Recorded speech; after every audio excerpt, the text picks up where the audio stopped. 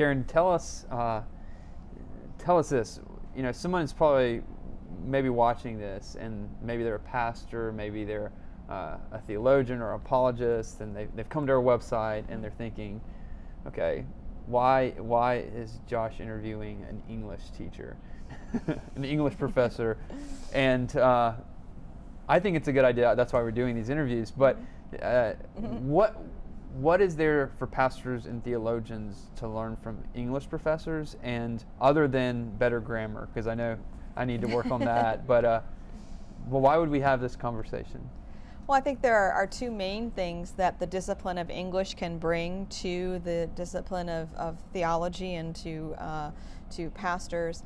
Number one, in English, we are lovers of the word, and we bring to literary texts and all written texts a reverence for correct interpretation, for understanding and application. And so I think that's an important thing. And then the other important aspect of our discipline, especially for this time, which many refer to as a postmodern culture, our culture emphasizes story now, and emphasizes the importance of narrative and the importance of language in understanding truth and as an epistemology. And so because the discipline of English emphasizes story so much, I think it's something that churches and pastors and theologians can incorporate into our understanding of our culture and how we can reach the culture today. Yeah, and let me turn this around, and maybe I'll answer after you answer. But so flip it around though, and why would you interact with me or people like me? Because I know you do all the time with different things you're a part of. Like why would that be worth your time? Well, again, the discipline of English and literature today features a lot of different hermeneutical approaches to literary texts, and some of them are faithful and some of them are not. And I think that's one thing that theologians can offer is some grounding for hermeneutics, whether it's of scripture or of literature. The other aspect is just simply that as important as story isn't everything. I mean, we need to be balanced in terms of our personal subjective experience and the objectivity of truth and the doctrines that express those truths. So, some of my favorite students in my English classes are the biblical studies majors. They're such good students, and I see a lot of similarities in what we're both doing.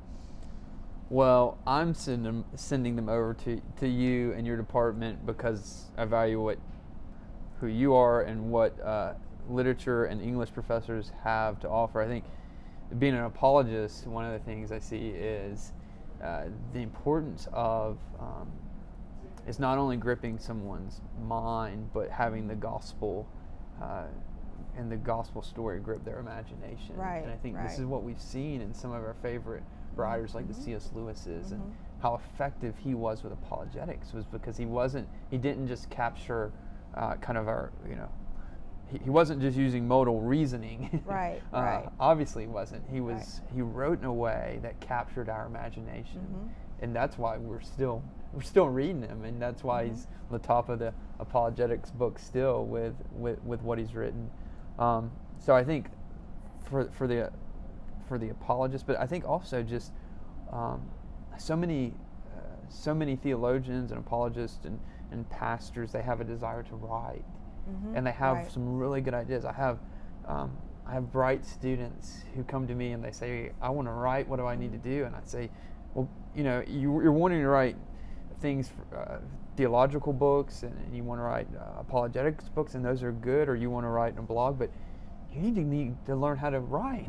Right. and that's a skill in and of itself. And so for me, when I want to learn how to be a better writer, and that's a process. And I think for students who do, and for people who do want to write, one of the best things to do is go talk to the experts and go interact with them and see what they're reading and learn from them. So this is one of the things we're trying to do at Liberty. One of the great things about Liberty is, from my perspective, in the School of Religion, is that I have all these resources. I have all these peers and colleagues here that I can learn from, that I can interact with, that I can send students to, And this is really what we're doing at the center, as Karen knows, is that we're taking some of the best faculty at Liberty, and we're coming together to talk about culture. We're coming together to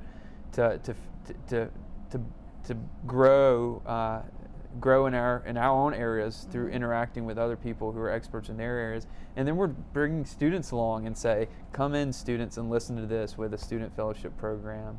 And so we're really excited about this. We're excited because it's an opportunity for us to learn from each other.